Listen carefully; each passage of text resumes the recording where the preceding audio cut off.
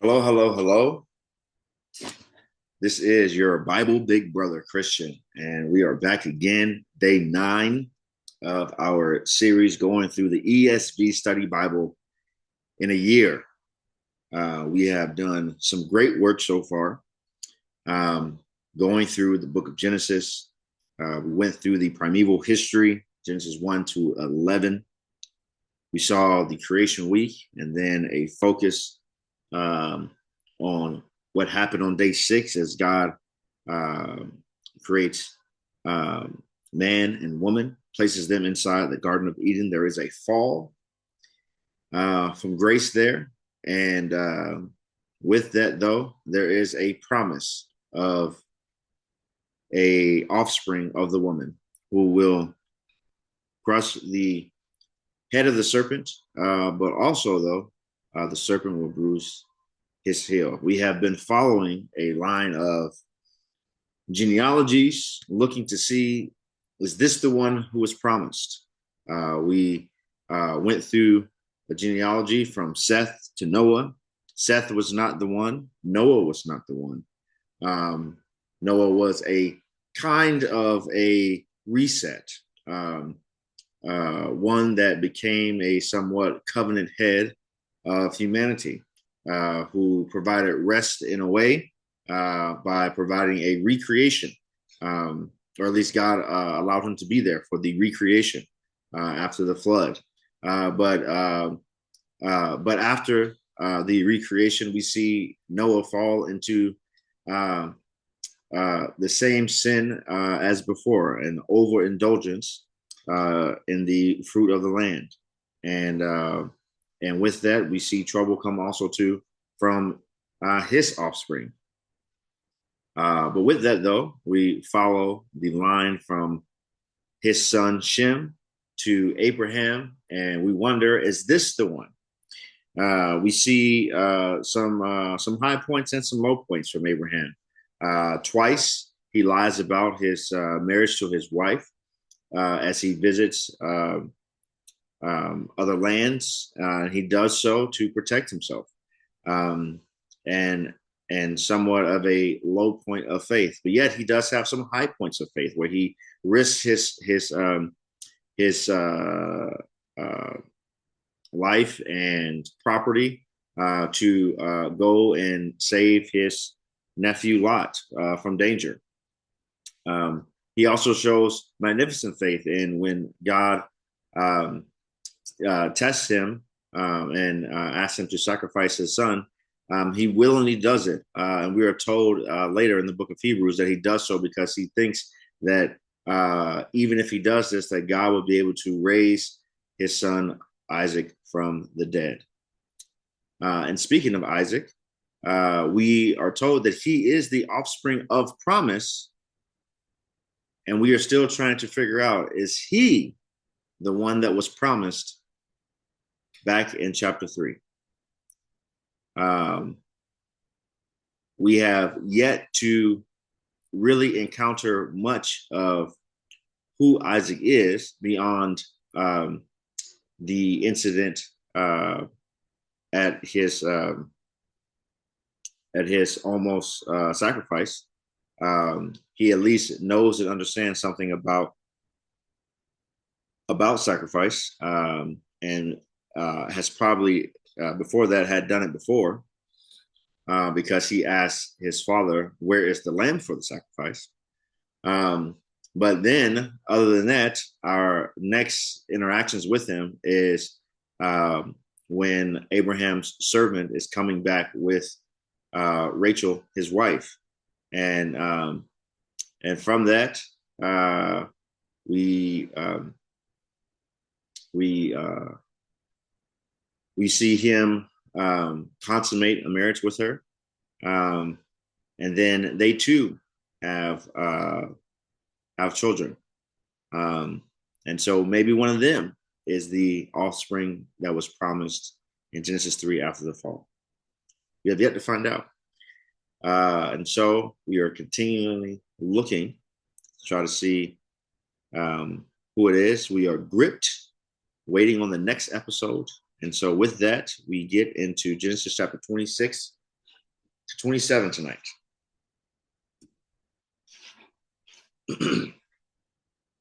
Genesis chapter 26, 27. Now there was a famine in the land, besides the former famine that was in the days of Abraham. And Isaac went to Gerar, to Abimelech, king of the Philistines. And the Lord appeared to him and said, do not go down to Egypt, dwell in the land of which I shall tell you. Sojourn in this land, and I will be with you and bless you. For to you and to your offspring I will give all these lands, and I will establish the oath that I swore to Abraham your father. I will multiply your offspring as the stars of the heaven, and will give to your offspring all these lands. And in your offspring all the nations of the earth shall be blessed, because Abraham obeyed my voice and kept my charge, my commandments, my statutes, and my laws. So Isaac settled in Gerar. When the men of the place asked about his wife, he said, she is my sister. For he feared to say, my wife, thinking, lest the men of the place should kill me because of Rebekah, because she was attractive in appearance. When he had been there a long time, Abimelech, king of the Philistines, looked out of a window and saw Isaac laughing with Rebekah, his wife.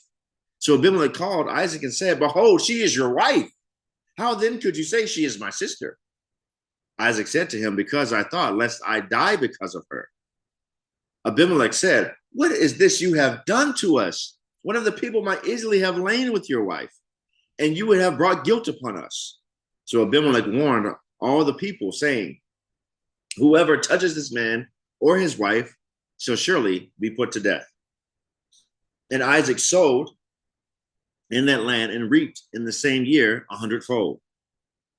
The Lord blessed him, and the man became rich and gained more and more until he became very wealthy.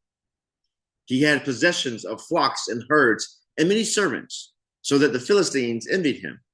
Now the Philistines had stopped and filled with earth all the wells that his father's servants had dug in the days of Abraham, his father.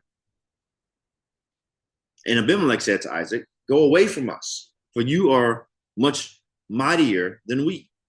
So Isaac departed from there and encamped in the valley of Gerar and settled there.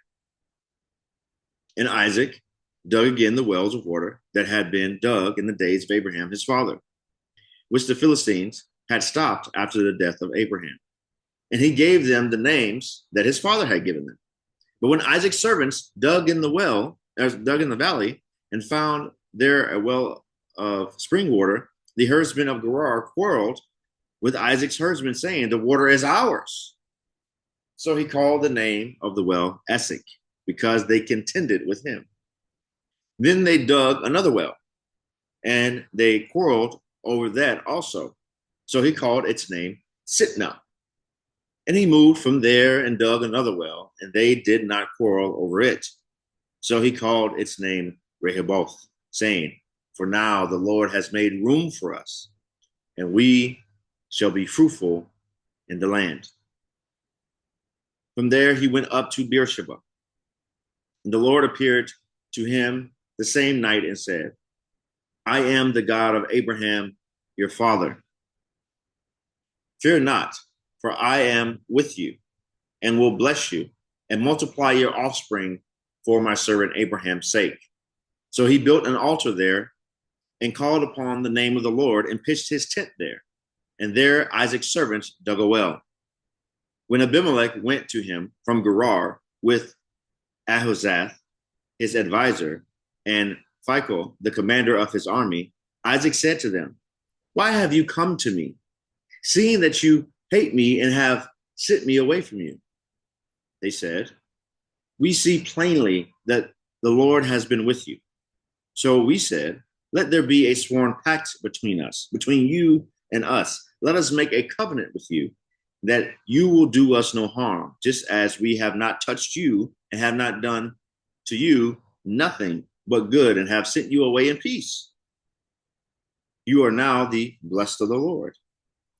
So he made them a feast, and they ate and drank. In the morning, they rose early and exchanged oaths. And Isaac sent them on their way, and they departed from him in peace. That same day, Isaac's servants came and told him about the well that they had dug and said, "We have found water." He called it Sheba.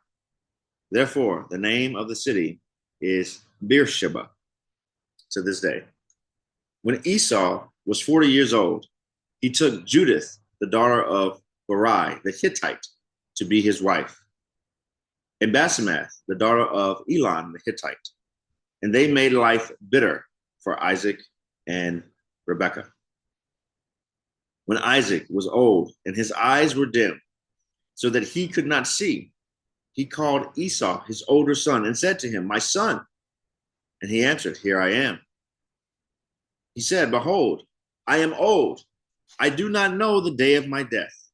Now then, take your weapons, your quiver, and your bow, and go out to the field and hunt game for me, and prepare for me delicious food, such as I love, and bring it to me so that I may eat, that my soul may bless you before I die." Now Rebekah was listening when Isaac spoke to his son Esau.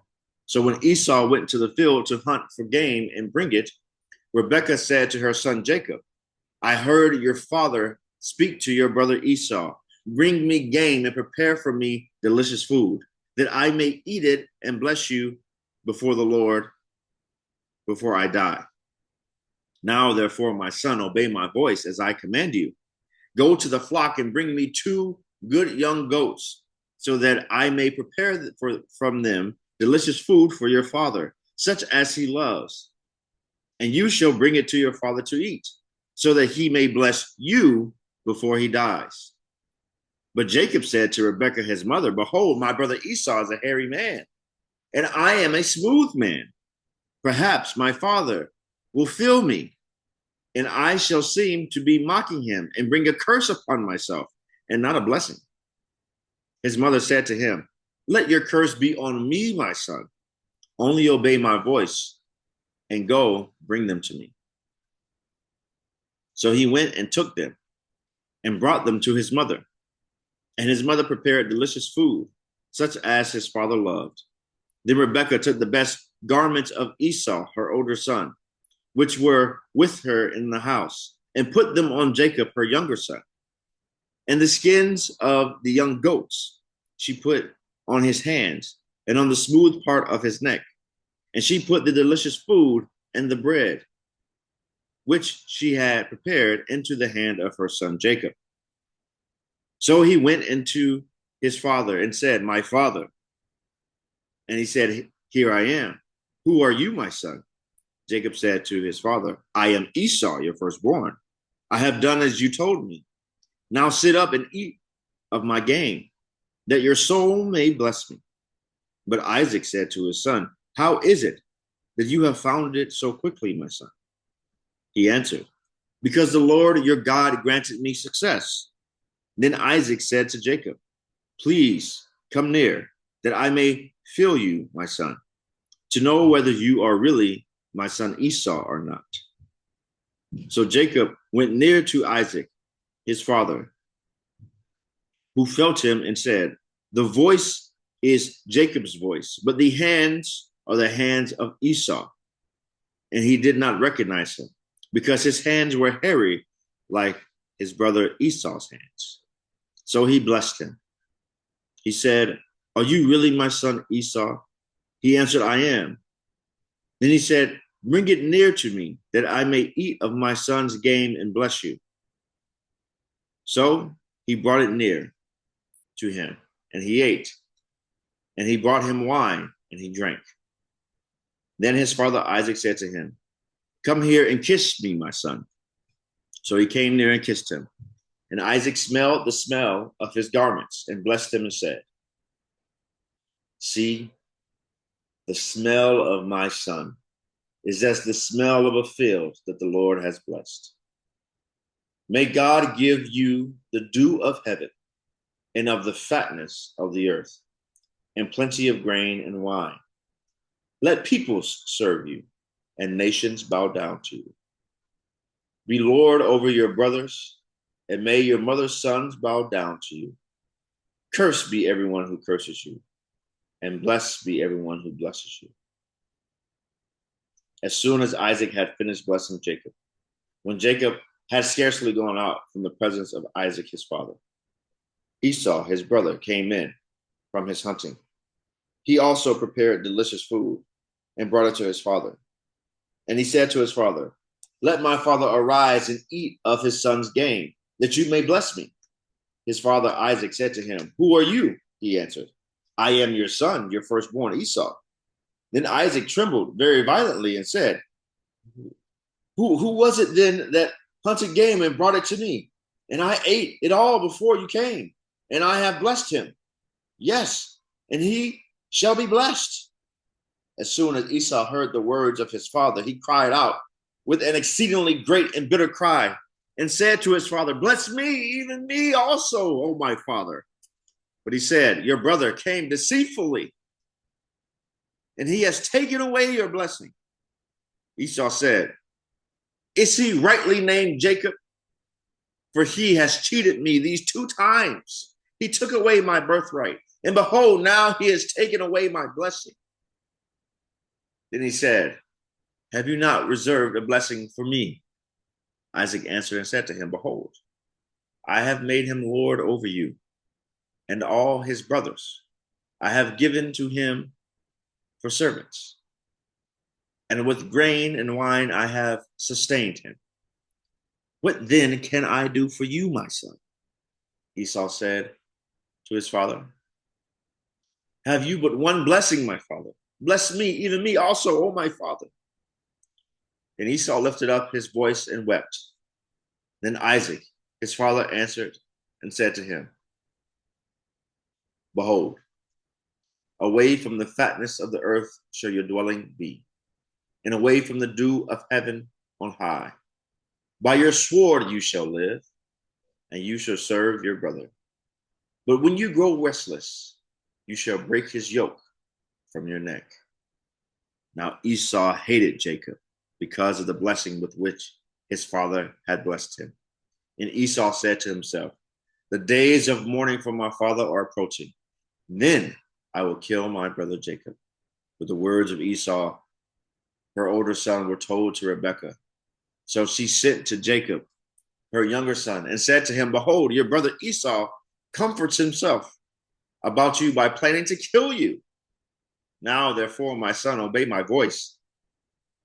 Arise, flee to Laban, my brother, in Haran, and stay with him a while, until your brother's fury turns away, until your brother's anger turns away from you, and he forgets what you have done to him. Then I will send and bring you from there.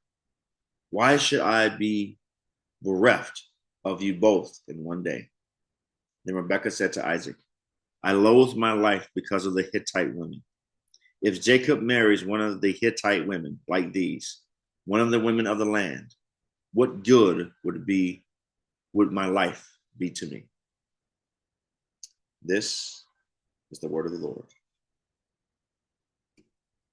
Man, getting into some good stuff. Let's see what the notes have to say. I know some of you probably saw the title again. Saw the title of the video. Saying, "Here we go again, ... And so as you are listening to the scripture, you're like, "Oh snap, wait, didn't this happen already? Here we go again." All right, chapter 21, verses 1 to 35. Hold on one second.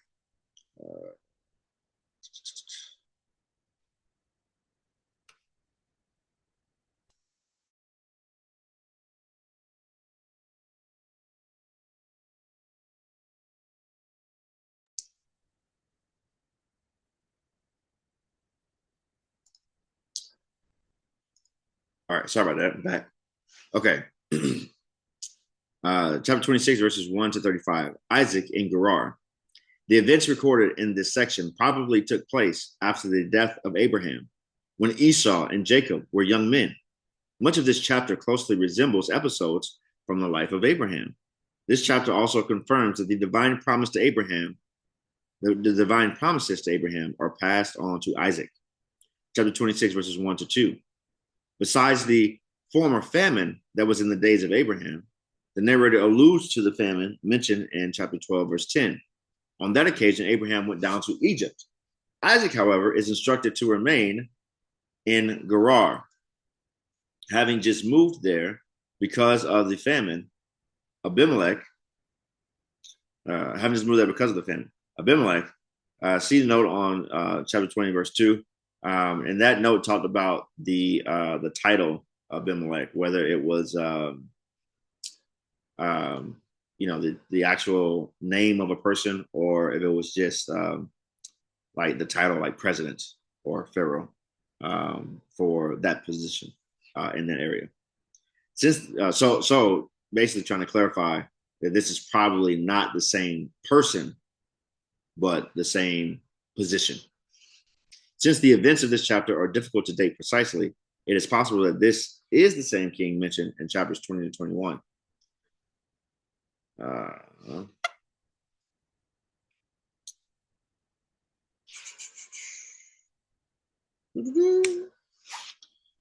It is more likely, however, that he is the son or grandson of the Abimelech known to Abraham. Philistines, see note on chapter 21, verse 32.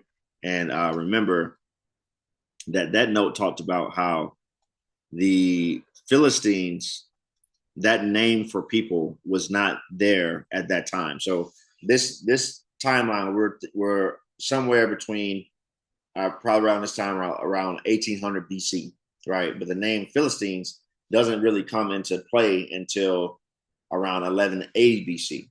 And so what the assumption is by the biblical scholars in the ESV Study Bible is that this is a redaction or an addition that is added to the text, or maybe even replacing the actual name that is in the original text there. And it was put there by different scribes as they were writing later at a later time to make it helpful for the readers of that day.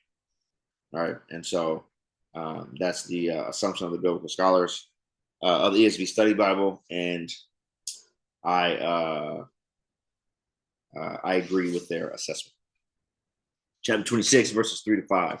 The Lord instructs Isaac to remain in Canaan with the promise that he will be blessed for doing so. I will establish the oath that I swore to Abraham. This undoubtedly refers to the oath recorded in chapter 22, verses 16 to 18, the substance of which is repeated here. See note on chapter 22, verses 15 to 18. Give me 1 second. Let me review that real quick, because at least it's not coming to mind what the note was saying there. So I won't put it on the screen. I'll just read it from here. The divine oath recorded in these verses should not be overlooked, for it brings to a climax a process that started with the conditional promises made by God to Abraham in chapter 12, verses 1 and 3. By myself I have sworn. The fact that God swears by himself gives to these words a unique authority, assuring Abraham that they will indeed be fulfilled. The oath falls into two parts, whereas the first half focuses on Abraham's many descendants. The second part concentrates on a single descendant who will overcome his enemies, Genesis chapter 22, verse 17, and mediate blessing to all the nations of the earth, verse 18. Although the second half of the oath is often taken to refer to all of Abraham's descendants, Genesis as a whole is interested in tracing a single unique line of offspring that will eventually bring forth a special king who will rule over the Gentiles. And the reference to his enemies points in this direction. This is why Paul can insist on one offspring who is Christ. And this explains why Isaac is clearly set apart from Ishmael as Abraham's heir. From the perspective of the whole Bible, this oath to Abraham comes to fulfillment in Christ Jesus. Okay, so that's what we're talking about. The substance of which is repeated here. Yeah, okay. So the substance of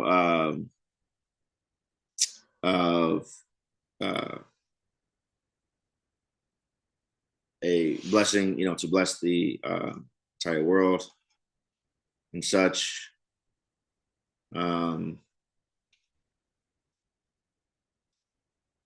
Let's see.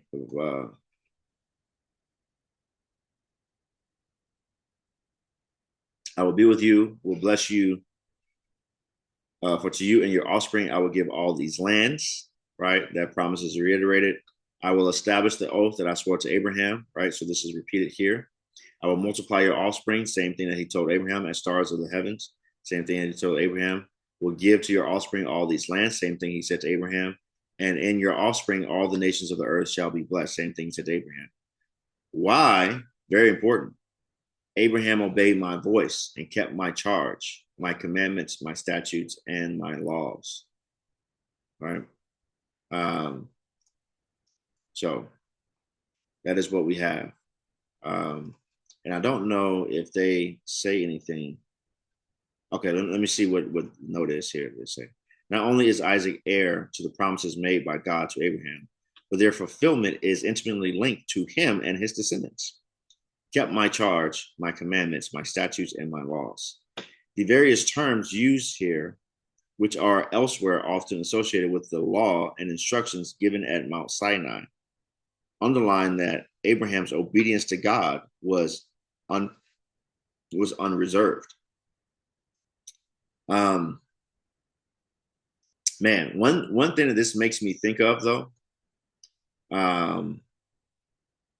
is the why here, because Abraham obeyed my voice, right? So not necessarily just because, hey, I made this promise to Abraham, so because you are a descendant of Abraham, I'm making the promise again, right? But Abraham's faithfulness is what kept it going. And it made me think about in the New Testament when John the Baptist. Here, let me go to the thing. Children of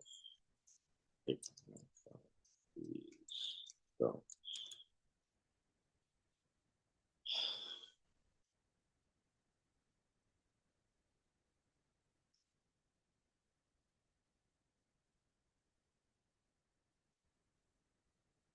All right, so John the Baptist is preaching out in the wilderness. This is before Jesus. He's preparing the way for Jesus. All right. It says, then Jerusalem, all Judea, and all the region about the Jordan were going out to him, and they were baptized by him in the river Jordan, confessing their sins. But when he saw many of the Pharisees and Sadducees coming to his baptism, he said to them, you brood of vipers, who warned you to flee from the wrath to come? Bear fruit in keeping with repentance. And do not presume to say to yourselves, we have Abraham as our father. For I tell you, God is able from these stones to raise up children for Abraham. Even now, the axe is laid at the root of the trees. Every tree, therefore, that does not bear good fruit is cut down and thrown into the fire. Right? So maybe think about that, right? That Isaac, it is not just by extent of you being a descendant of Abraham. God can make a descendant out of Abraham, out of anyone, right? But bear fruit in keeping with repentance, right? Now, it wasn't Isaac's fruit that is the reason why God said that he, remade that covenant with him, okay? But it was because of Abraham's faithfulness, right? Now, I would link that because here, this right here is a story about Jesus, right? And it's because of Jesus's faithfulness, right, that we are within the family of God, not by our own faithfulness, but by Jesus' faithfulness. So not by Isaac's faithfulness, but by Abraham's faithfulness, right? So that picture is there, right? However, though, I think that it does at least open up the idea that one is not promised by dint of DNA and ancestry to be in the family of God, right? This mirrors also to John chapter 1.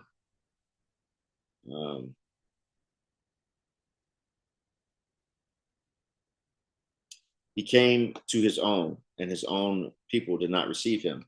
But to all who did receive him, who believed in his name, he gave the right to become children of God, who were born not of blood, nor of the will of the flesh, nor of the will of man, but of God. So, by their belief and receiving him, they became children of God. All right. So not by blood, the flesh, but by God. So I don't know. That made me think of that. If you think I'm a little far-fetched on that connection, let me know in the comments there. But I think that's at least opening up the idea there that ancestry alone won't do it for you. There must be a belief, a faith, and a faithfulness that is produced because of that faith. Chapter 26, verses 6 to 7. Being new to the region of Gerar, Isaac adopts the same rules that Abraham earlier used in both Egypt, chapter 12, verses 10 and 12, and Gerar, chapter 20, verses 1 to 18. I know exactly, right? Same thing. Right, here we go again. Chapter 26, verse 8, saw Isaac laughing with Rebekah. In this context, the Hebrew verb to laugh implies laughing as they caress affectionately. The narrator deliberately chooses this verb to create a play on the name Isaac, which means he laughs. Abimelech sees Isaac being himself. But hey, this is some good stuff right here. You know, because we can't read Hebrew, we don't get these little nuggets, right? He is being himself with Rebekah. Come on now. And draws the obvious conclusion that they are married, right? Unless there's a Game of Thrones situation going on there. All right. For those who know. Okay. All right. Moving on. I don't know. Should Christians be watching Game of Thrones? I don't know. Maybe not. Chapter 26, verses 12 and 13. The Lord blessed him. Blessing is always an indication of divine favor. Consequently, Isaac became very wealthy. Chapter 25, verse 13. The Philistines may have closed up the wells to discourage semi-nomadic herdsmen from grazing their livestock in this region. All right, so they were trying to keep people out. They were like, hey, look, too many folks coming over our borders. Got to keep them out. So, chapter 26, verse 17. Isaac relocates from the city of Gerar to the valley of Gerar, a region under the control of Gerar, but not adjacent to the city. Okay. So he goes from the city to the valley. All right. Yeah, I was wondering that while I was reading. I was like, so he was in Gerar and he went to Gerar. But okay, so what they're saying is, you know, he went from downtown out to the sticks. Got it. Chapter 26, verses 19 to 22. Since water was a vital commodity in this arid region, disputes over ownership of wells were common. See chapter 21, verse 25. 21, 25.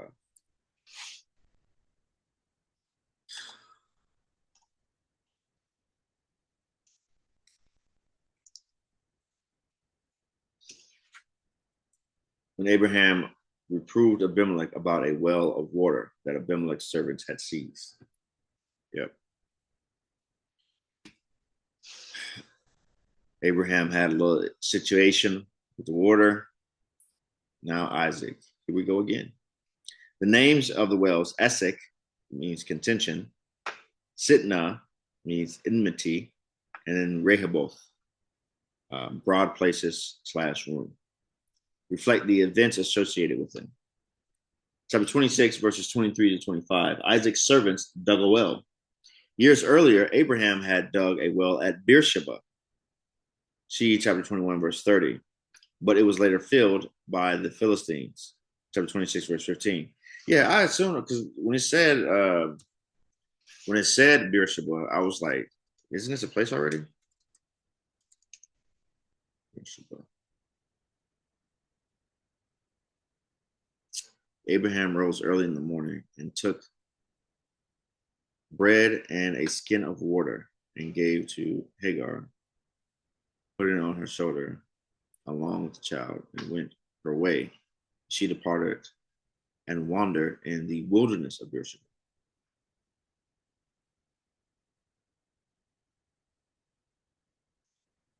The place was called Beersheba because both of them swore an oath. They made a covenant at Beersheba. Abraham planted a tree. 26.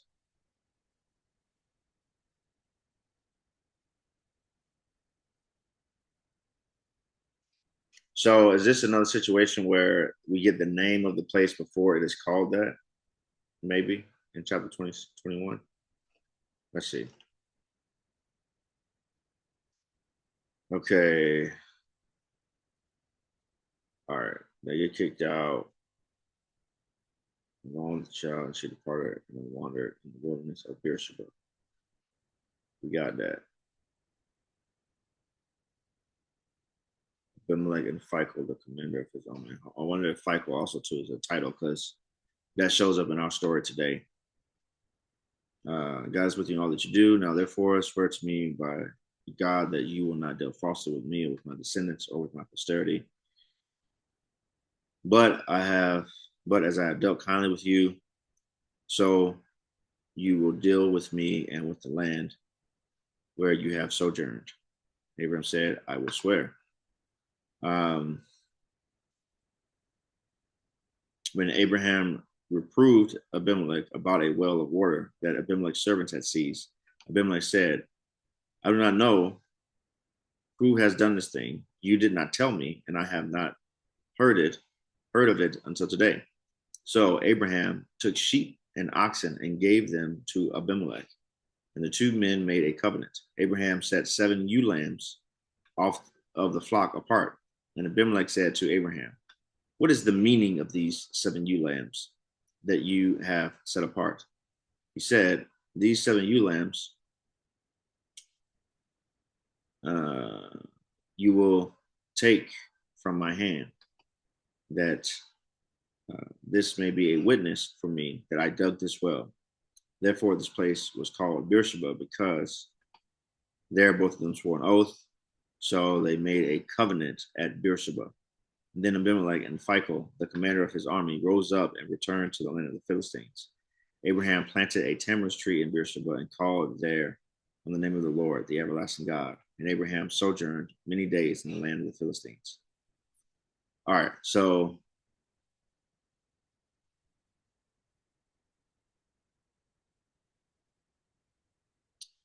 therefore the place is called Beersheba because both of them swore an oath. All right, so let's now go to 26. 26.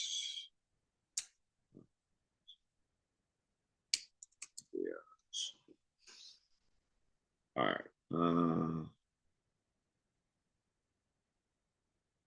we're down here. And there he went up to Beersheba, and the Lord appeared to him the same night and said, I am the God of Abraham your father. Fear not, for I am with you and will bless you and multiply your offspring for, for my servant Abraham's sake.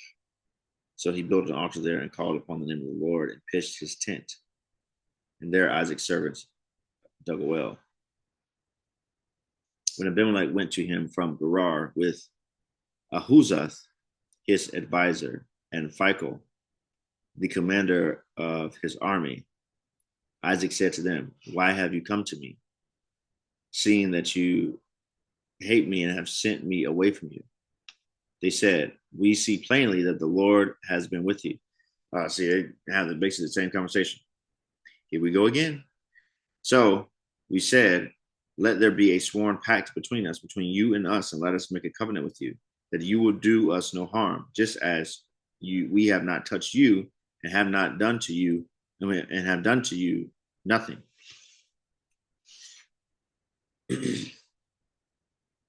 Sorry, nothing but good, and have sent you away in peace. You are now blessed of the Lord. So they departed from him in peace. So he made them a feast, and they ate and drank. In the morning, they rose early and exchanged oaths. And Isaac sent them on their way, and they departed from him in peace. That same day, Isaac's servants came and told him about the well that they had dug, and said to him, we have found water. He called it Sheba. Therefore, the name of the city is Beersheba to this day. All right. Beersheba.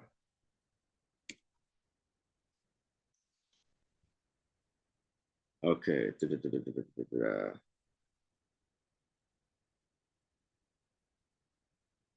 Okay. They dug a well. Abraham dug a well at Beersheba, right? And we see literally like the exact same scene play out twice. But it was later filled by the Philistines. All right. And so they unfill it, they dig in the well. Chapter 26, verse 26 to 31, Abimelech comes to Isaac in order to establish a covenant, verse 28, or a treaty with him, guaranteeing peaceful coexistence. This arises from a change.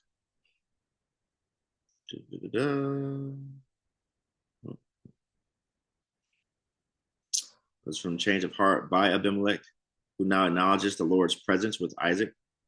A similar treaty was made in the time of Abraham. We just read it. Phicol, chapter 26, verse 26, is possibly the same individual mentioned in chapter 21, verse 22. Alternatively, Phicol could be a family name or title, and here refer to someone else, right?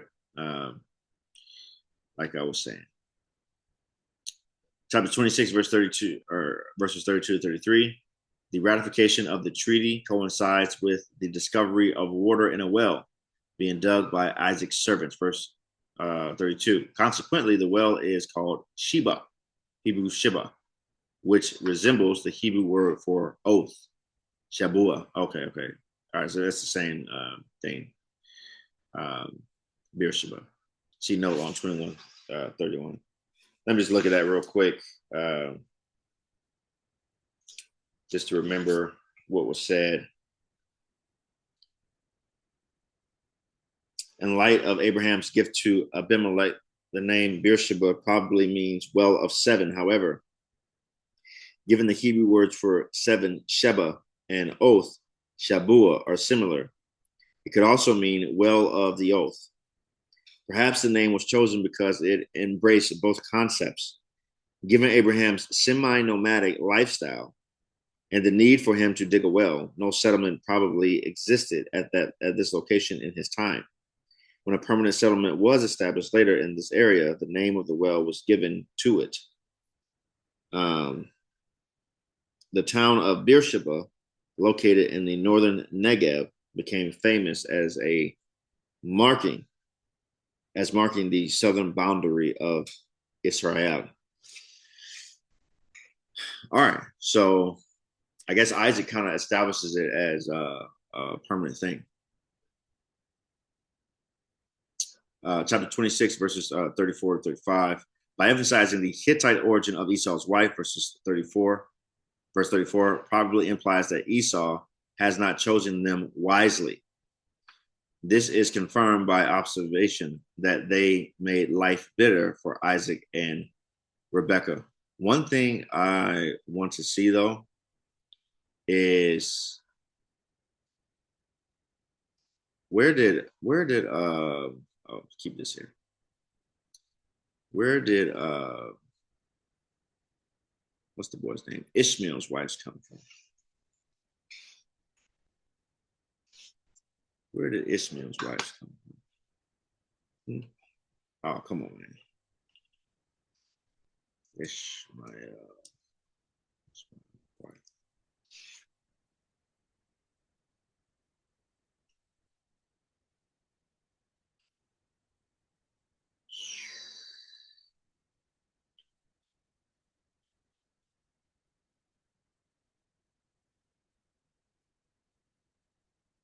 No, it's not looking for Ishmael. So, goodness.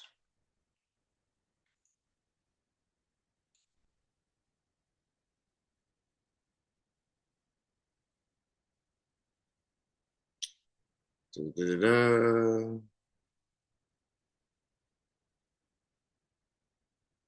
Let's see.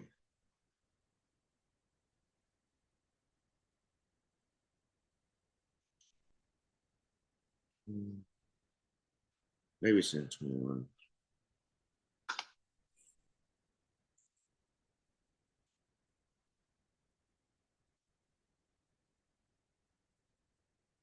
He lived in the wilderness of Paran, and his mother took a wife for him in the land of Egypt. Okay. Go back.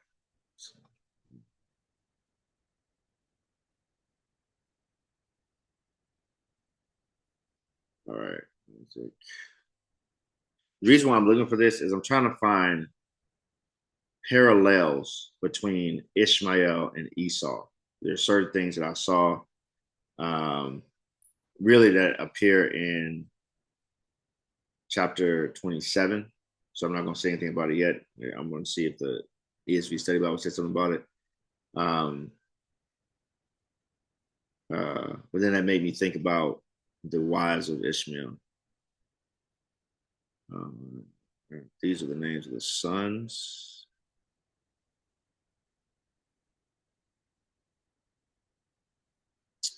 Yeah, it only says.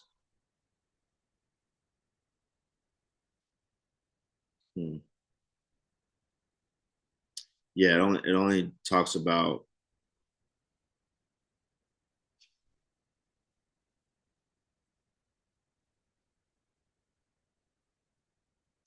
Yeah, it only talks about the wife that his mother got him from Egypt.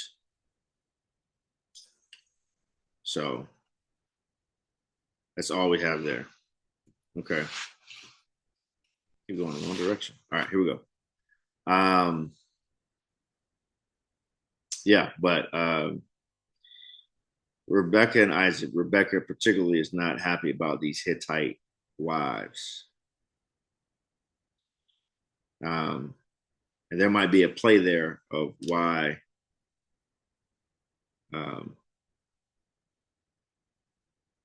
Jacob is sent back to Haran, or it could be even a foreshadow for us, right? So, I keep, I don't know if you guys notice, at the beginning of these videos, I do like a recap of where we've been, almost trying to do like how, when you're watching a TV series or something like that, maybe something on a little more PG than Game of Thrones. But there's often a recap of previous episodes, especially things that might be relevant to the current episode that you're about to watch at the beginning, right? And so I usually do some of those. And so one of the things I keep talking about, though, is trying to look for who is this offspring, right? So there's continued discussion about offspring that are coming, right? But in the back of our mind, we are continuously thinking about the promised offspring to Eve, who will make the serpent who started this whole downward trend make that serpent suffer, who will defeat that serpent. And so so at the beginning of the recap, it's like, hey, was Noah the offspring? Was Esau? I mean, it was Abraham the offspring? Is Isaac the offspring? Now he has two of them. There's Esau and there's Jacob, right? And so we're trying to figure out which one of the two might be the one, right? Or at the least, through which one of the two will the promise go down, right? Which line will the promise go down? That God has been promising to the offspring of Abraham, now the offspring of Isaac. And so this might be a hint to us, right? Hey, the slave was sent away from this area, away from the Hittites, to go find a wife for Isaac, right? And now one of Isaac's sons has found not one, but two wives of Hittites, of Canaanites here, right? And so Jacob has yet to do that, right? And he has yet to be sent away, or a servant has yet to be sent away on his behalf to find a wife to bring back, right?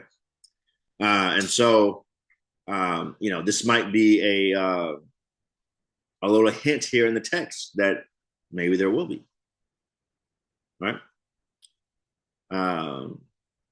So we'll see, as we've already seen in chapter 27. But now, but if you were going through this, the first time through, that might be something that kind of poke your ears up. Oh, snap! Hey, we've been looking at which one right? And so, and also too, we've seen that certain patterns arise, right? Certain patterns arise within the text, right? That start to train our eyes to start to look for certain things, right? Hey, when X happens, then Y will happen, then Z, right? Now X might not be exactly how it happened before, but it's going to be similar, right? And so that means Y might not be exactly how it happened before, but it's going to be similar. And Z may not be the same as it happened before, but it's going to be similar, all right? And then you try to see, hey, how is it similar, and how can the two stories bring light upon each other, right?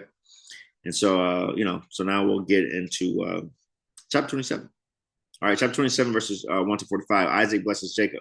The Genesis records the Genesis, blah blah blah blah blah. Here we go, starting over. Chapter 27, verses 1 to 45. Isaac blesses Jacob. Genesis records in detail two important occasions when patriarchs nearing death pronounced special blessings on their firstborn sons. Chapter 27, verse 1 to 46. Chapter 49, verses 1 to 27. In this present account, Isaac's intention to bless Esau is subverted by Rebekah, who helps Jacob receive the blessing of the firstborn. This event not only builds on the earlier incident when Esau sells his birthright to Jacob, chapter 25, verses 29 to 34, but also develops the divine statement in 25:23 that the older will serve the younger. Although Rebekah's actions involve deception, the text simply reports that Rebekah did without what Rebekah did without condoning or commenting on her actions. Nevertheless, the first audience again would see the ways in which God in his sovereignty uses all kinds of actions, good, bad, and mixed, to bring his people to the place in which they find themselves. This is a very important point. Very important. And this goes to this idea called the providence of God, right? Some people mix this up with what's called the sovereignty of God, right? Which is in the same line, right? Basically meaning that God controls certain events, right? But the providence of God in particular talks about how he controls events through history, right? For his good purposes, right? Or to get to certain ends, right? No matter the means, right? So people may do certain bad things, right? However, it gets to the means that God wanted, right? Even though the people may have had bad intention, God gets to his particular means, right? Oh, here they use the word sovereignty here. It's funny. Sidebar. It's funny how often I can read something, right, and not realize that I've read it. And so I know many of you will probably, get a crack out of how often I've done that so far and how often I will continue to do that, right? But here they use the word sovereignty, right? And at least from people who are smarter than me, who have talked about such things, have made a delineation between sovereignty and providence. So no matter what you call the term, right, this idea that God is working towards particular ends, right? Whether those ends, he's working towards particular ends, whether those means by the humans who are involved are good, bad, or mixed, right?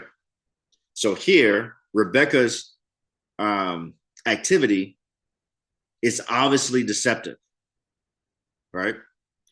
However, it gets to an end that God had already told her that we know about, that was going to happen, right?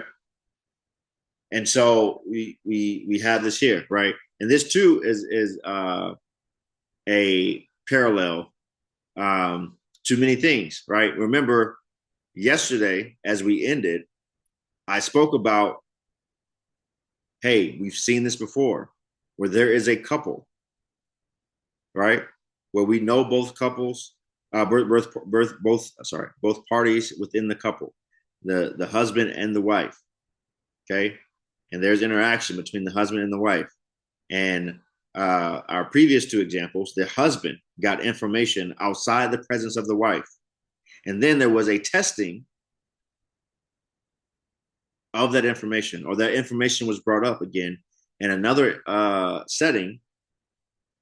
And the wife either did not get the information or kind of fumbles that information in that next setting, right?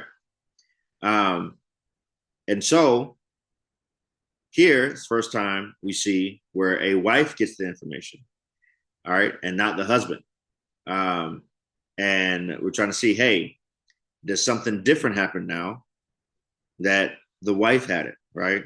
Hey, is she going to be better at communication, right? How many marriages, right? How many counselors are sitting in their office and the wife is complaining, we don't communicate enough, right? And so maybe as we were discussing this, there are some ladies, some wives who have listened and who may not know the story and who are thinking, oh, she's definitely going to tell them, right? She's definitely going to communicate, right? Because we communicate well. And there may be some brothers out there, all right, who are husbands, who, are looking back and thinking, man, let's see how this plays out. Maybe I might be vindicated. Maybe you thought you told me something that you didn't tell me. You told me in your sleep. And so we have this, right? Also, too, this is also too similar to the situation where, and remember in Genesis chapter 15, God tells Abram at the time, right? So Abraham, but he's Abram at the time in chapter 15, tells him that he's going to have an offspring that comes from his womb, or first, not from his womb, from his loins, that will inherit all that God has blessed him with.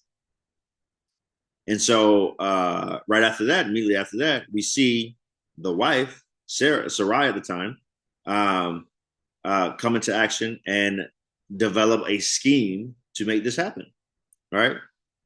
And now here we see the wife also developing a scheme to make happen what God has said, right? And so now we saw earlier that go south, right? Now maybe we'll see this go south as well, right? So we'll see how this goes, right? But there's a lot of great things that we see here in the text, right? There's different patterns that emerge, certain things that we could come to expect, but then also too we see certain things that are, all these stories put together say something about God and about humans, right? And about our human condition, about our human proclivities, and sometimes we can see ourselves in the characters. But as we see ourselves in the characters, hopefully we see something magnificent about God and about his faithfulness towards these humans who keep messing up. The here we go again is not just, oh, here go the humans again messing up. Here we go again is no matter the actions of the humans, God's faithfulness is still remaining the same. Here we go again. I fell down. I messed up. Guess what? God is still here. I'm up. I'm down. I'm high. I'm here. I'm there. Guess what? God is still here. Here we go again. Right? God is still there. Right? He is still remaining faithful. He is still remaining the same. Right? All right. Let's get into the notes for the rest of chapter 27. Chapter 27, verses 1 to 2. Isaac is introduced as both old and blind. Both factors are important in light of subsequent events. Believing he was near death, Isaac decides that the time has come to bless his firstborn son Esau. Such blessings were very important, for as prayers addressed to God, they were viewed as shaping the future of those blessed. Isaac's blindness enables Jacob to avoid detection when he pretends to be Esau. It may also be implied that Isaac's physical loss of sight reflects an inner blindness that makes him oblivious to Esau's shortcoming and God's purpose for Jacob, chapter 25, verse 23. Isaac's motivation for blessing Esau is possibly driven by a desire for delicious food, chapter 27, verse 4, rather than a true assessment of his character. That's one thing I did think about as I was reading the story just now, and it talked about his blindness. I thought about, is this trying to say something about a particular spiritual blindness of Isaac? All right. But glad to say something about it. Doesn't really necessarily clarify, but maybe there is something there. Maybe something there to dig a little deeper on. Chapter 27, verse 4. That my soul may bless you before I die. The paternal blessing that Isaac wishes to give to Esau is important because it will establish the identity of the heir to the divine promises given to Abraham and Isaac. In light of this, the firstborn line will eventually lead to a royal descendant through whom all the nations of the earth will be blessed. This link between firstborn and blessing is emphasized in a wordplay involving both terms.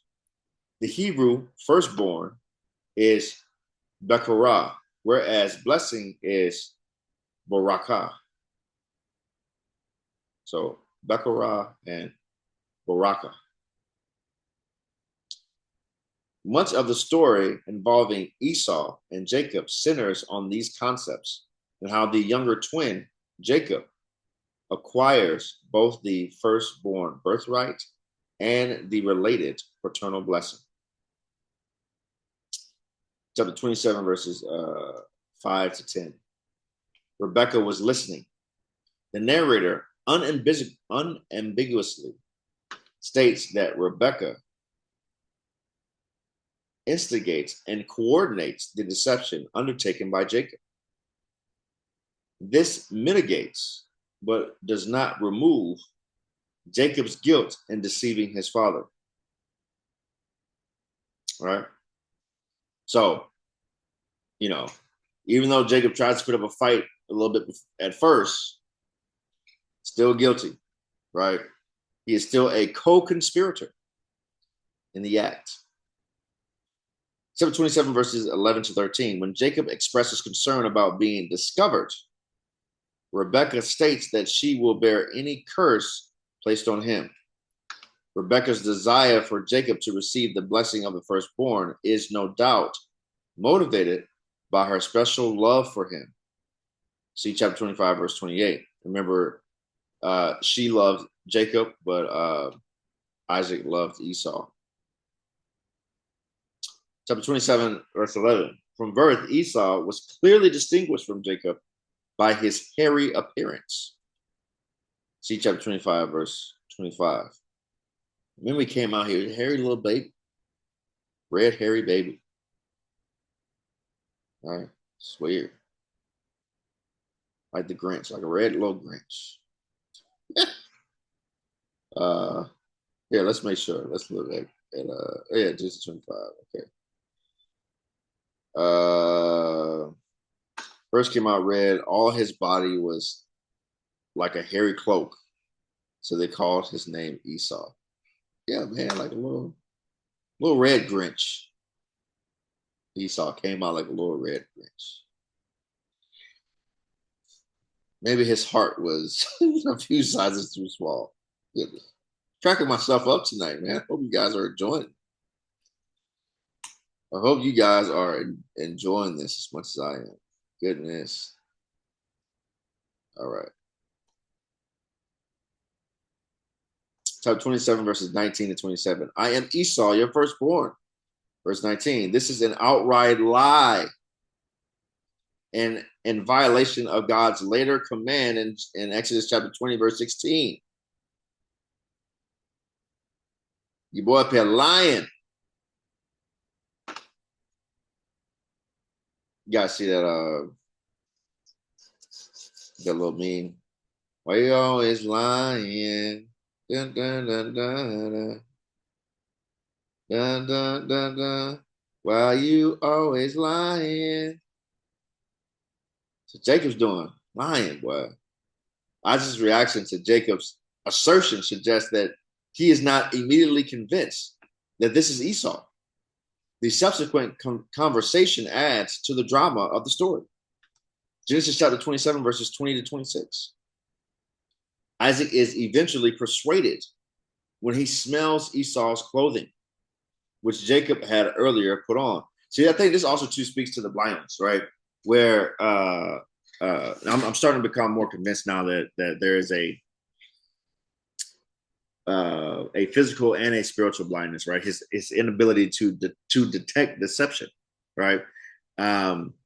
Where he could tell something's wrong, something's up. Hey, something's not quite adding up.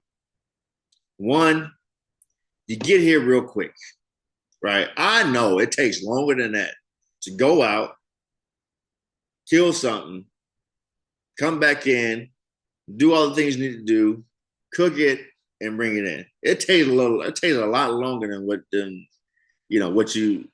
we got here. Not only that, your voice don't sound like Esau.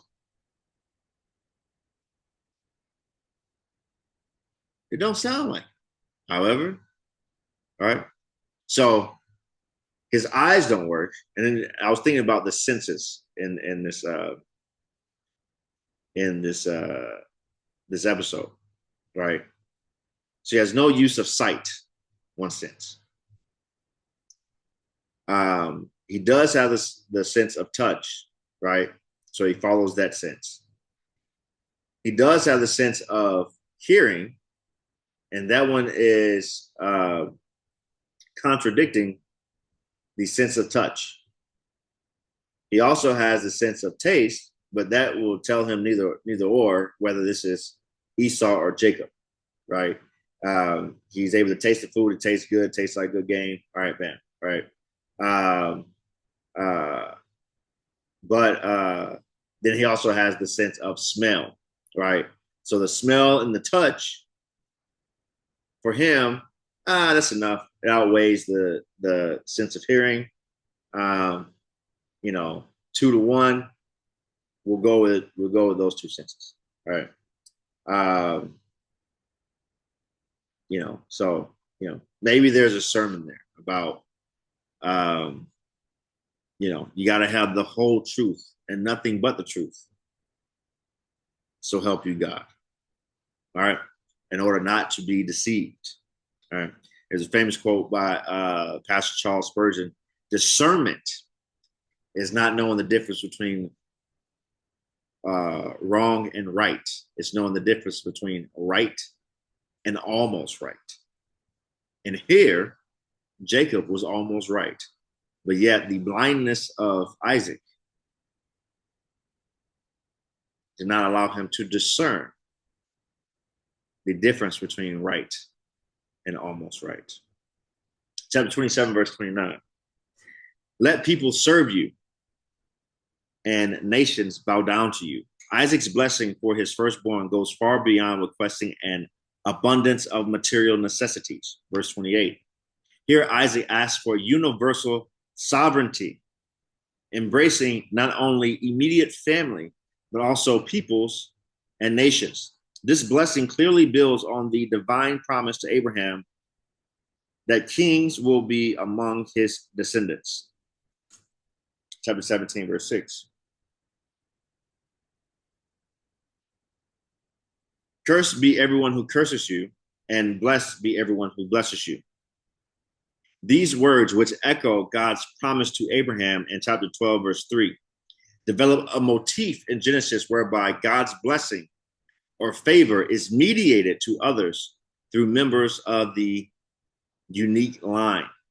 This blessing, however, is excluded from those who disdain God's chosen ones. Okay?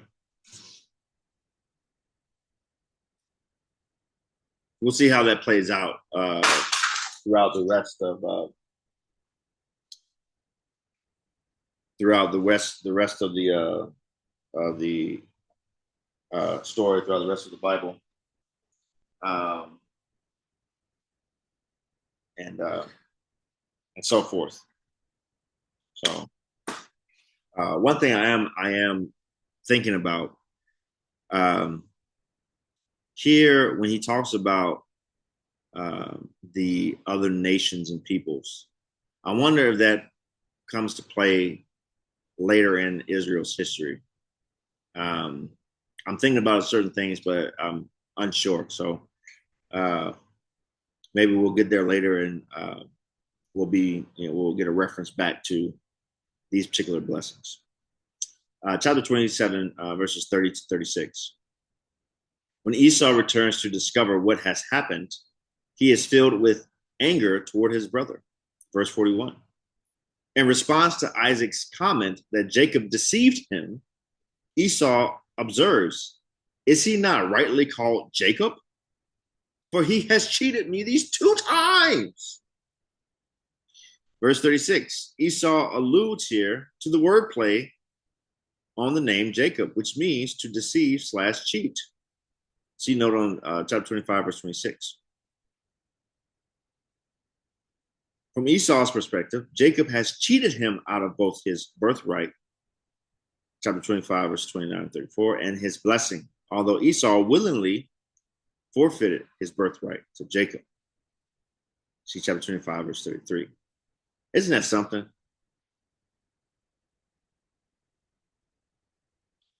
It's always those. I'm not saying always.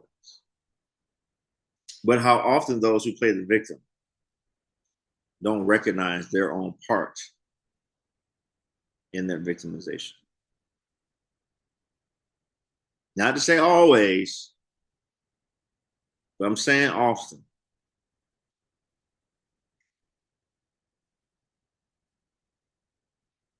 For those who that applies to, that applies. Let's look at the note on chapter 25, verse 26, the deceive thing. I think they talk about Jacob as deceiver, but I want to make sure I'm remembering it correctly. Chapter 25, verse 26, the note there says, holding Esau's heel, so his name was called Jacob. The name Jacob not only resembles the Hebrew term for heel, akeb, but also the connotation of deceiver. To grasp someone by the heel was apparently a figure of speech, meaning to deceive. The motif of deception appears in a number of episodes associated with Jacob. You know, something also to find interesting is, one, how different our cultures are, right? As we go through this exercise, we'll get to certain actions that happen inside the culture of the Israelites. And it's like, certain things they do that mean certain things, with their body or with their feet or with their shoes. And we're like, even the other thing, the deal yesterday, right? Putting a hand under a thigh, right? Somebody in America told you, hey, put your hand under my thigh. I mean, it might be fighting words. I don't know.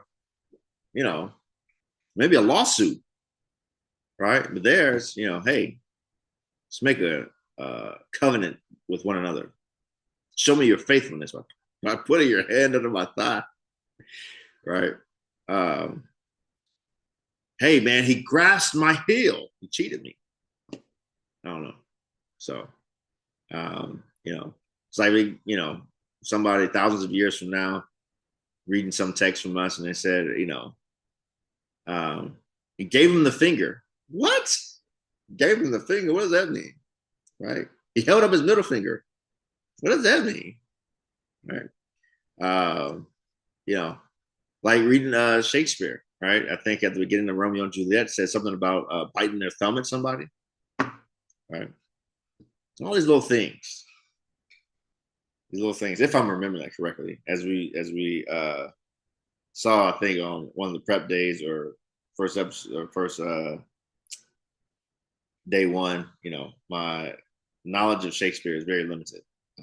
When it actually was written, and now I don't know, I could be messing up the references and to which play, if any, that might have been in. All right.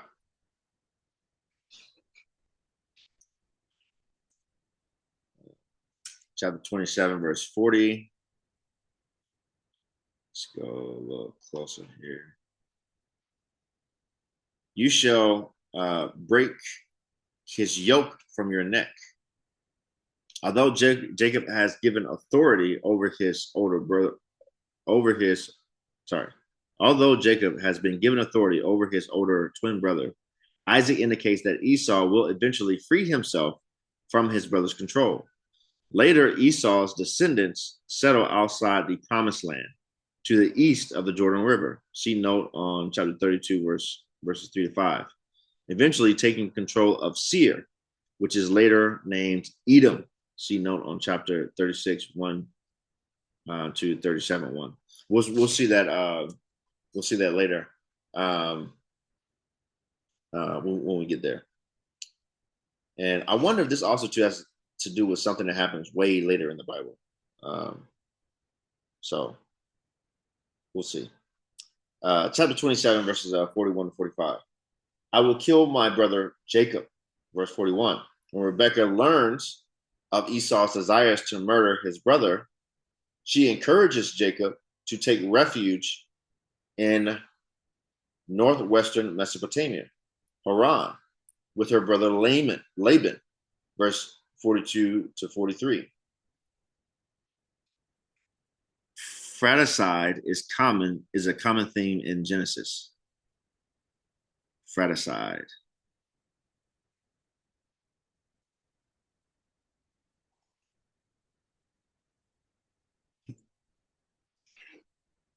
Fratricide.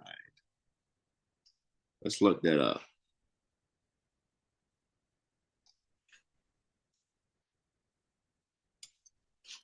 Oh, wait.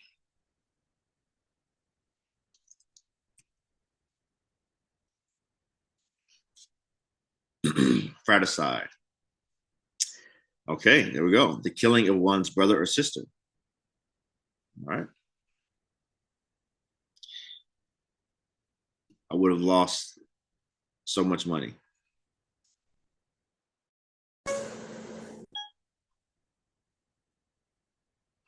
I would have lost so much money. For some reason, fratricide. I thought that had something to do with Jacob being in Haran with her brother, right? So I was like, fraternization, right? Is what I was thinking about, but no, fratricide, like homicide, fraternity, brother, homicide. Got it. All right. Chapter 27, verse 46 to 28:9. We'll read that note tomorrow. Chapter 27, verse 46. The Hittite women. Rebecca is probably alluding to here to Esau's wives. See chapter 26, verse 34. Although she could be referring to Hittite women in general, she may have deliberately raised this issue in order to provide a rationale for sending Jacob away, conscious of Esau's desire to kill him. Right? See, that's I brought that up. Like, hey, is this here as a kind of foreshadow, a link to have us think about, hey, one of these two has to be in line for the blessing of Abraham, which is going down to Isaac. Okay. And when it came to Isaac, Abraham was adamant about him not having a wife amongst the Canaanites, amongst the Hittites that he was around. Right. Esau does get married, not to one, but to two Hittites. Right. And we have yet to see anything about Jacob's wife or wives. And so there's a wondering, hey, is he or a servant going to get sent to Haran? So we get him being sent to Haran, and then the next verse we get told about the wives of Esau, right? And so here's a foreshadow, like, oh, okay, when he goes there, he might find a wife there. Now, here's another foreshadow, right? We haven't gotten there yet, right? And so, and try to see, okay, hey, let's try to connect the dots between these different stories, right? There's always like a little link here, a little narrative pattern going on each time we get one of these stories, right? So, X is not the same as the X before, but it's very similar. Y is not the same as the Y before, but it's very similar. Z is not the same as the Z before, but it's very similar, right? And this keeps the story moving. Well, the last time somebody from this covenant family went to Haran, they went to Haran to get a wife for the next generation of the covenant person, right? In that story, it was a servant going to Haran to bring a wife back to the next in line, right? And that was Isaac. This time, the next in line is going. A servant is not going. Or is it? Or is he? Let's say that. A servant is not going this time. Or is he? Right? Just drop your little cliffhanger there. Right? And now, if he is going, right? The servant went and was there. Get how long he was there for, but we saw that it was like a 21-day journey, right? So a 21-day journey there, 21-day journey back, some of that nature. Um, let's actually see. Give me 1 second. Let's see if we go back to. Let me go back to the notes for that.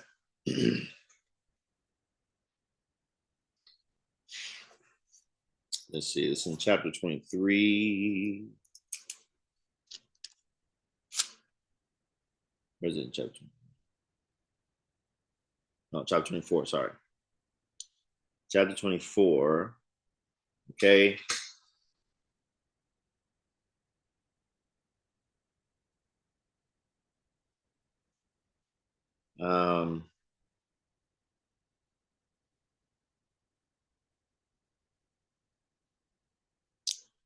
Sorry, guys. I'm up here looking at my notes, at the study Bible notes, trying to see where it tells us how long. Okay, here we go. Here we go. First note on the page. Abraham's servant is guided to Rebekah. The journey from Hebron, where Sarah was buried, to Nahor, the district of Haran, where Rebekah lived, was approximately 550 miles along ancient routes. And in a journey that would have taken Abraham's servants approximately 21 days to travel. A man traveling alone could go on average of 25 miles a day or so, faster than a caravan whose travel speed would have been 17 to 23 miles per day. Then, like Abraham, Rebekah must leave her family and country in an act of faith in order to journey to Canaan and marry Isaac, whom she has never met. Genesis' first audience would marvel at how God orchestrated the servant. All right, all right. So the thing that we were worried about is how long this took, right? So about 21 days, right? Might that have a hint at all of how long it would be for him to go and come back? Right? Might that hint there? Okay. If does he come back? If he comes back at all, we'll see. Okay, but that's what we have for chapter 27. All right, a few cliffhangers there. Now let's get to the history of salvation in the different verses that went along here. All right, so it looks like we don't have two verses that go along with these chapters, chapter 26 and 27. Okay, here we go. Chapter 26, verse 28. Abimelech's respect for Isaac prefigures the salvation of the nations through Abraham's offspring in Christ. Chapter 18, verse 18. Chapter 27, verse 35. God carries out his sovereign purpose of confirming Jacob as the chosen line of the offspring of Abraham. Chapter 12, verse 7. And chapter 25, verse 23. In spite of Isaac's intent to bless Esau, and in spite of the sinfulness in Jacob's deceit. There we go. Here we go. God carries out the purpose, his purpose, despite the actions of humans. Okay. All right. This was a good one, right? I feel like this was pretty quick. I feel like we didn't take a lot of time here. So let me address something because I just said a little hit, a little cliffhanger. Um, for our next episodes. A few episodes back, I guess this was day 3. We talked about the curse of Canaan, right? Which some people falsely have called the curse of Ham, and used that as a defense for the slavery of Africans. Because there's an understanding that Africans come from the line of Ham, the Cushites, one of his sons, Cush. And the cliffhanger there was that I said that the next episode I would provide for you guys where that idea came from, right? Now, at the time, I had done very little research there, and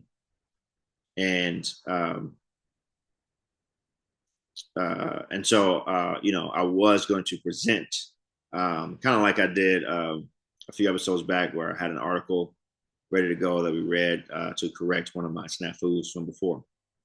But as I was looking for something to read to present, I realized that what I thought was true is true. However, it is a bit more complicated, and I do not want to get involved in sensationalism. Okay, so I will lay out as unsensational as I can. Okay, but also to try to provide a little bit of nuance. Okay, so the idea of the curse of Ham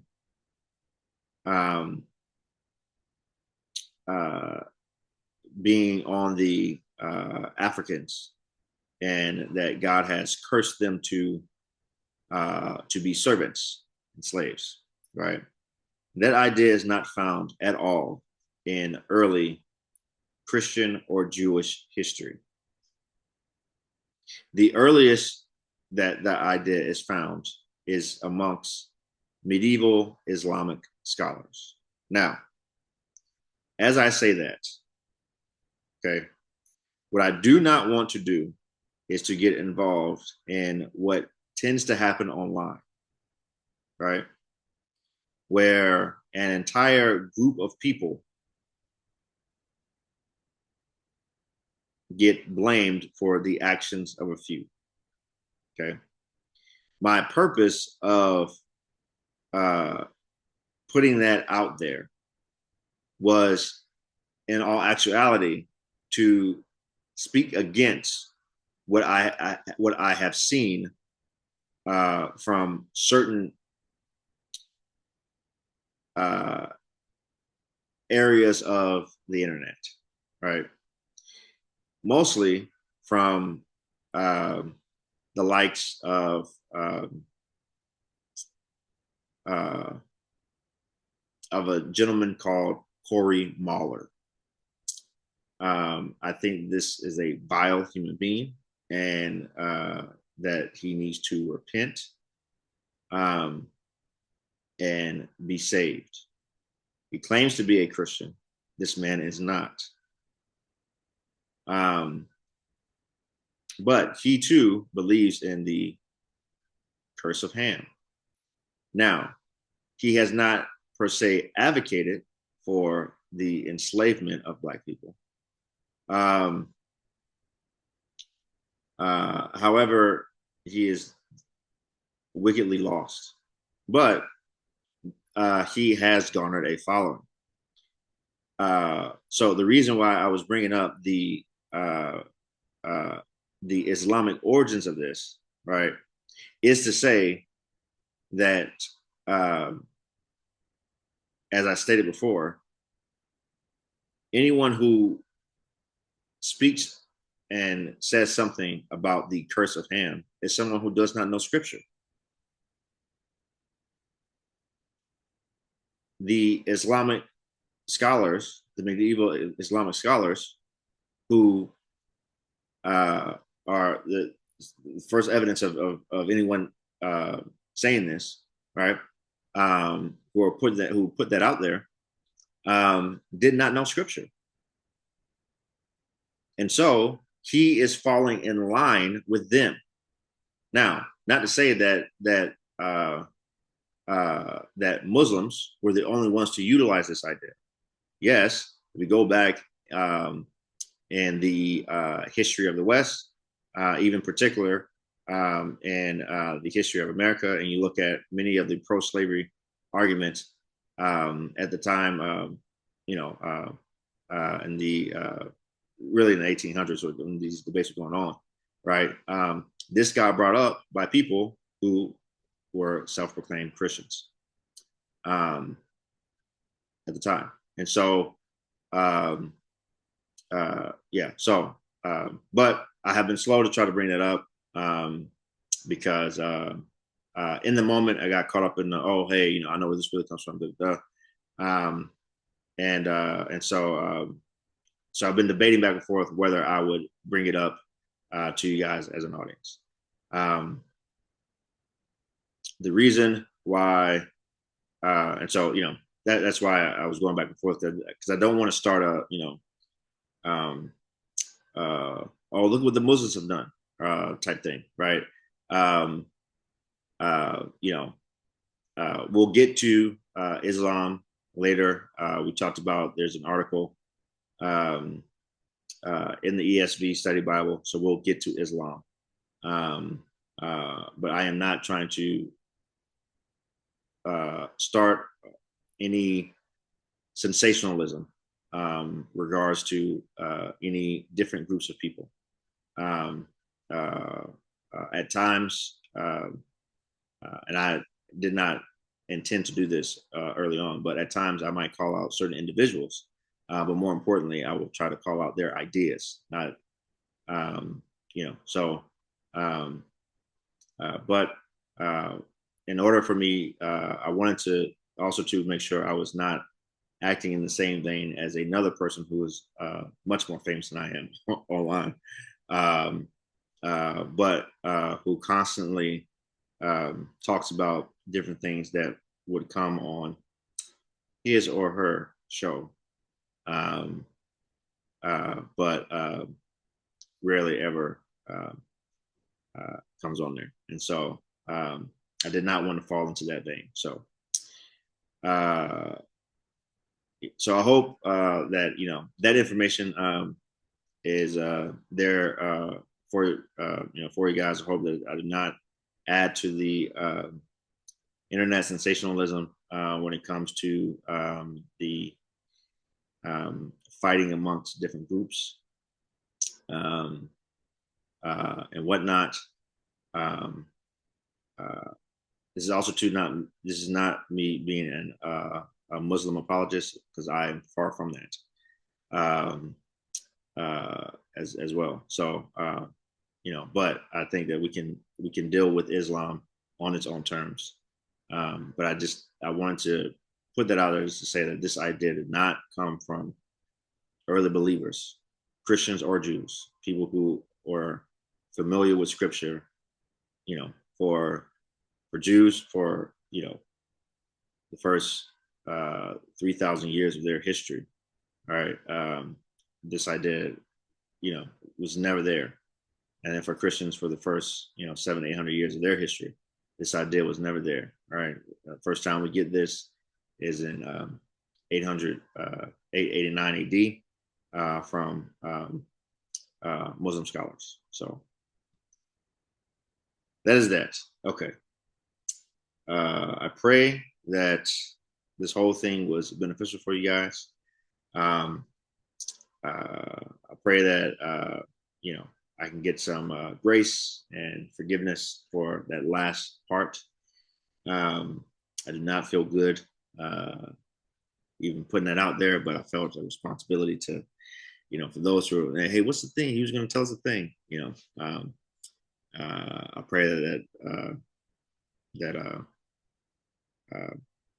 yeah, I pray that I did that okay for you guys. But I pray that the rest of the information and the teaching was beneficial for you, and pray that the Lord does much with it. So, in Jesus' name, I pray.